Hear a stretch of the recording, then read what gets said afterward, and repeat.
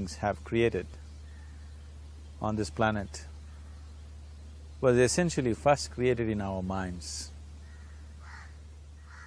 All that you see, which is human work on this planet, first found expression in the mind, then it got manifested in the outside world. So one thing we need to understand is, the wonderful things that we have done on this planet and the horrible things that we have done on this planet, both have come from the human mind. So if we are concerned as to what we create in this world, it's extremely important that first of all we learn to create the right things in our mind. How we keep our minds? If we do not have the power to keep our minds the way we want it, what we create in the world is also going to be very accidental and haphazard. So learning to create our minds the way we want is the basis of creating the world the way we want. There is a wonderful story in the yogic lore. On a certain day, a man took a walk. He went for a long walk. Accidentally, unawares, he walked into paradise. Fortunate, isn't he? He just took a walk and he landed up in paradise. After this long walk, he felt little tired. So he thought, oh, I'm tired, I wish I could rest somewhere. He looked around, there was a nice tree, underneath which there was very cushiony grass. So it was inviting. He went and put his head down there and slept. After a few hours he woke up, well rested, and he thought, oh, I'm well rested, but I'm feeling hungry, I wish I had something to eat. And he thought about all the nice things that he ever wanted to eat in his life. And instantly, all those things appeared in front of him. You need to understand, there the service is like that. Hungry people don't ask questions. Food came and he ate. Stomach became full. Then he thought, oh, my stomach is full, I wish I had something to drink. All the nice things that he ever wanted to drink, he thought about it and all of them just appeared in front of him. Drinking people also don't ask questions, so he drank. Now with a little bit of alcohol in him, you know Charles Darwin told you, all of you are monkeys, your tail fell away. Not me, Charles Darwin told you that you were all monkeys and your tail fell away and then you became human. Yes, definitely the tail fell away, but the monkey… In yoga, we always refer to an unestablished mind as markata, which means a monkey. Why we are referring to the mind as a monkey is, what are the qualities of a monkey? One thing about a monkey is, it's unnecessary movement. And another thing about the monkey is, if I say you're monkeying somebody, what does it mean? Imitation.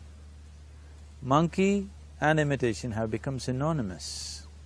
So these two essential qualities of a monkey are very much the qualities of an unestablished mind. Unnecessary movement, you don't have to learn it from the monkey, you can teach it to the monkey. And imitation is full-time job of the mind. So when these two qualities are on, a mind is referred to as a monkey. So this monkey became active within him. He just looked around, thought, what the hell is happening here? I asked for food, food came. I asked for drink, drink came.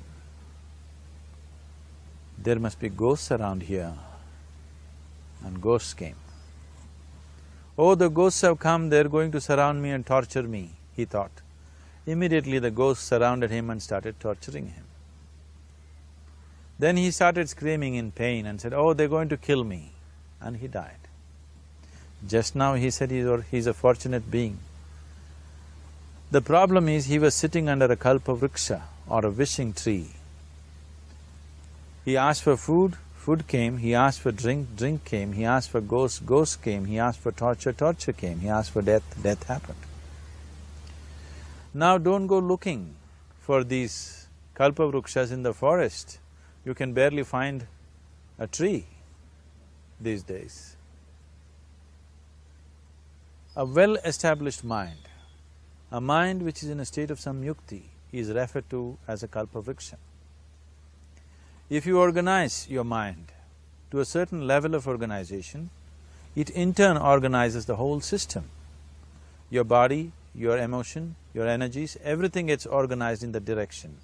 Once all these four dimensions of you, your physical body, your mind, your emotion and the fundamental life energies are organized in one direction, once you are like this, anything that you wish happens without even lifting a little finger actually. It would help to assist it with activity, but even without doing any activity, you can still manifest what you want if you organize these four dimensions in one direction and keep it unwavering in that direction for a certain period of time. Right now the problem with your mind is, every moment it is changing its direction. It is like you want to travel somewhere and every 2 steps if you keep changing your direction, the question of you reaching the destination is very remote unless it happens by chance. So, organizing our minds and in turn organizing the whole system and these 4 basic dimensions of who you are right now in one direction, if you do this, you are a Kalpavriksha yourself. Anything that you wish will happen. But right now, if you look at your lives, everything that you have wished for till now, if it happens, you have finished. Everything and everybody that you have desired for, if all of that lands up in your house today, could you live with that? So if you want to become empowered, it is also important that you become responsible as to what you ask for and what you don't. Right now the world's situation is just this, we are hugely empowered with technology. Today it doesn't take six billion people to destroy this planet. One man, by pressing the wrong button, can destroy the whole planet. When we are empowered like this, it's very important that our physical action, emotional action, mental action and energy actions are controlled and properly directed. If it is not so, we become destructive, self-destructive. Right now, that is our problem. The technology, which is supposed to make our life beautiful and easy, has become the source of all the problem, that we are destroying the very basis of our life, which is the planet. So what should have been a boon, we are making a curse out of it. What has brought incredible levels of comfort and convenience to us in the last 100 years or so has also become a threat to our life simply because we are not conscious action, we are in a compulsive state of action. So organizing our minds fundamentally means moving from a compulsive state of activity to a conscious state of activity. You might have heard of people for whom they asked for something and beyond all expectations it came true for them. Generally this happens to people who are in faith. Now, let's say you want to build a house. If you start thinking, oh, I want to build a house. To build a house I need 50 lakhs, but I have only 50 rupees in my pocket. Not possible, not possible, not possible. The moment you say not possible, you are also saying I don't want it. So on one level you're creating a desire that you want something, on another level you're saying I don't want it. So in this conflict, it may not happen. Someone who has some faith in a god or in a temple or whatever, who is simple-minded. Faith works only for those people who are simple-minded. Thinking people, people who are too much thinking, for them it never works. A childlike person who has a simple faith in his god or his temple or whatever, he goes to the temple and says, Shiva, I want a house. I don't know how, you must make it for me. Now in his mind there are no negative thoughts. Will it happen? Will it not happen? Is it possible? Is it not possible? These things are completely removed by this simple act of faith. Now he believes Shiva will do it for him and it will happen. So is Shiva going to come and build your house? No, I want you to understand, God will not lift his little finger for you. What you refer to as God is the source of creation. As a creator, he has done a phenomenal job, there's no question about it. Could you think of a better creation than this? Is it in anybody's imagination to think anything better than what is there right now? So as a creator, he has done his job wonderfully well. But if you want life to happen the way you want it, because right now, the very crux of your happiness and your well-being is this: if at all if you're unhappy, the only and only reason why you're unhappy is life is not happening the way you think it should happen. That's all it is. So if life is not happening the way you think it should happen, you're unhappy. If life happens the way you think it should happen, you are happy. It's as simple as that. So if life has to happen the way you think it should happen, first of all, how you think, with how much focus you think, how much stability is there in your thought, and how much reverberance is there in the thought process will determine whether your thought will become a reality or is it just an empty thought. Or how you do not create any impediments for your thought by creating negative thought process. Is something possible or not possible? It is destroying humanity. What is possible and not possible is not your business, it's nature's business. Your business is just to strive for what you want. Right now you're sitting here. If I ask you two simple questions, I want you to just look at this and answer this. Right now from where you're sitting, can you just fly off? You say no. Right now from where you're sitting, can you get up and walk? You'll say yes. What is the basis of this? Why you say no to flying and yes to walking? Because past experience of life, many times you've gotten up and walked, never did you fly off. Or in other words, you're using the past experience of life as a basis for deciding whether something is possible or not possible. Or in other words, you have decided that what has not happened till now cannot happen in your life in future. This is a disgrace to humanity and the human spirit. What has not happened till now on this planet can happen tomorrow. Human beings are capable of making it happen tomorrow. So what is possible and what is not possible is not your business. That is nature's business. Nature will decide that. You just see what is it that you really want and strive for that. And if your thought is created in a powerful way, without any negativity, without any negative thoughts bringing down the intensity of the thought process, it will definitely manifest. The whole existence today, modern science is proving, is just a reverberation of energy. It is a vibration.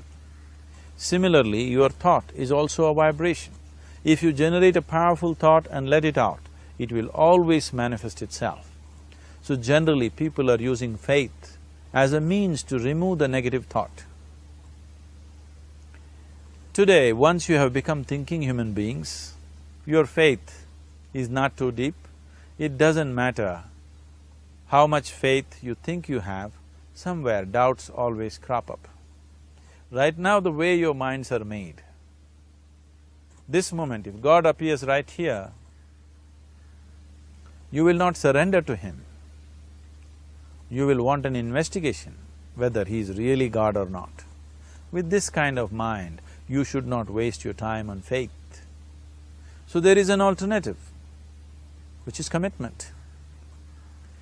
If you simply commit yourself to creating what you really care for, now once again, your thought gets organized in such a way, there is no such thing as whether it's possible or not possible. There is no hurdle in your thought process. Your thought flows freely towards what you want. Once this happens, making it happen will also naturally follow. So to create what you really care for, first and foremost thing is that what you want must be well manifested in your mind, that this is what I want.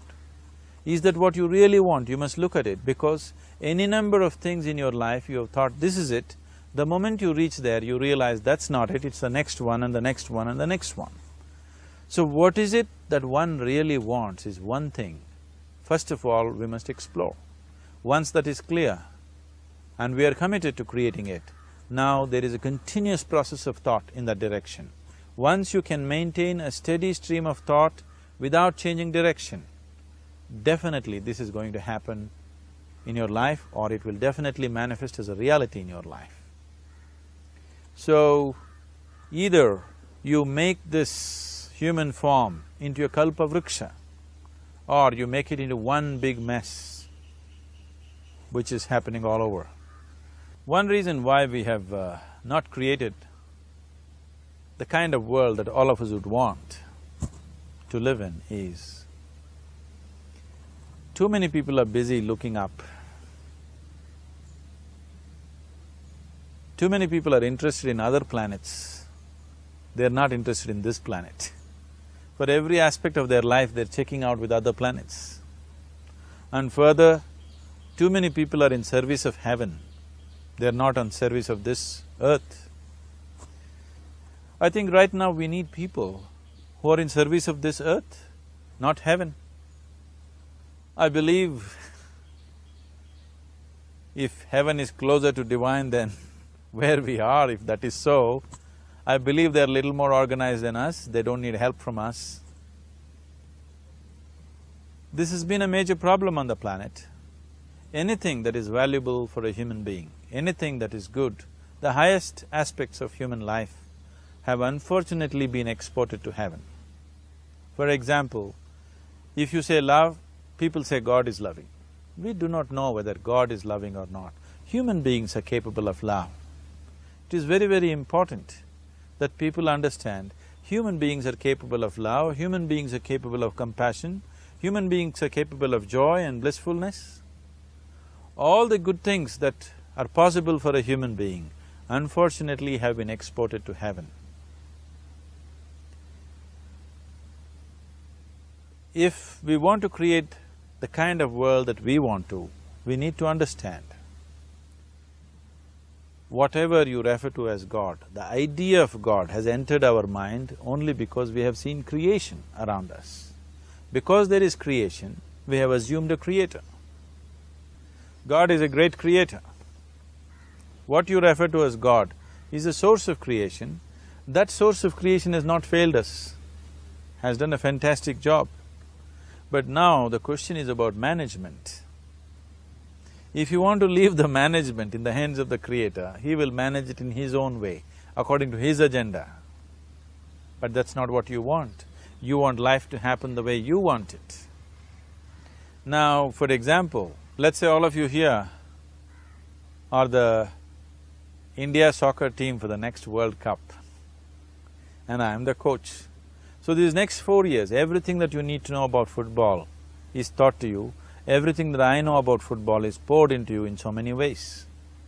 Now, the time to play the match has come. You're on the field and the ball comes near your foot, but you look at me, then it's no good. You've seen those coaches sitting there and boiling, nothing happens. Because now, once you're on the field, it's your job. So this is the same thing. The Creator has done a fantastic job. Now you're here. It is for you and me to see how to manage this, how we want it, how to keep this world, how, in what condition would all of us enjoy it best is something that we have to look at. So at every stage in our life, we tend to think, this is it. If this one thing happens, everything will be fine with my life. You reach there and you realize that's not it, and you postpone it to something else and something else. This is going on. The first and foremost thing is, you must be clear what is it that you really want. If you do not know what you want, the question of creating it doesn't arise. If you look at what you really want, what every human being wants is, he wants to live joyfully, he wants to live peacefully. In terms of its relationships, he wants it to be loving and affectionate. Or in other words, all that any human being is seeking for is pleasantness within himself, pleasantness around him. If this pleasantness, if it happens in our body, we call this health and pleasure. If it happens in our mind, we call this peace and joy. If it happens in our emotion, we call this love and compassion. If it happens in our energy, we call this blissfulness and ecstasy. This is all that a human being is looking for. Whether he is going to his office to work, he wants to make money, build a career, build a family, he sits in the bar, sits in the temple, he is still looking for the same thing. Pleasantness within, pleasantness around. If this is what we want to create, I think it's time we addressed it directly and commit ourselves to creating it. So you want to create yourself as a peaceful human being, joyful human being, loving human being, a pleasant human being on all levels. And do you also want a world like this? A peaceful world, a loving world, a joyful world? No, I want greenery, I want food. When we say a joyful world, that means everything that you want has happened. So this is all that you're looking for. So all that you need to do is commit yourself to creating it, to create a peaceful, joyful and loving world, both for yourself and everybody around you. Every day in the morning, if you start your day with this simple thought in your mind, that today, wherever I go, I will create a peaceful, loving and joyful world. If you fall down 100 times in the day, what does it matter? For a committed man, there is no such thing as failure. If you fall down 100 times, 100 lessons to be learnt. If you commit yourself like this to creating what you really care for, now your mind gets organized. Once your mind gets organized, the way you think is the way you feel, your emotion will get organized. Once your thought and emotion is organized, your energies will get organized in the same direction. Once your thought, emotion and energies are organized, your very body will get organized. Once all these four are organized in one direction, your ability to create and manifest what you want is phenomenal. You are the creator in many ways.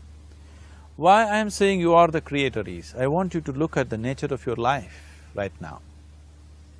If you eat a banana, in 4 hours' time, this banana becomes a human being. There is something within you, a life-creating process, a process which builds this body. The manufacturer of this body is within. You give him a banana, he makes a human being out of that banana. Transforming a banana into a human being is not a small thing. It is a phenomena. It is just that this phenomena is happening within you unconsciously.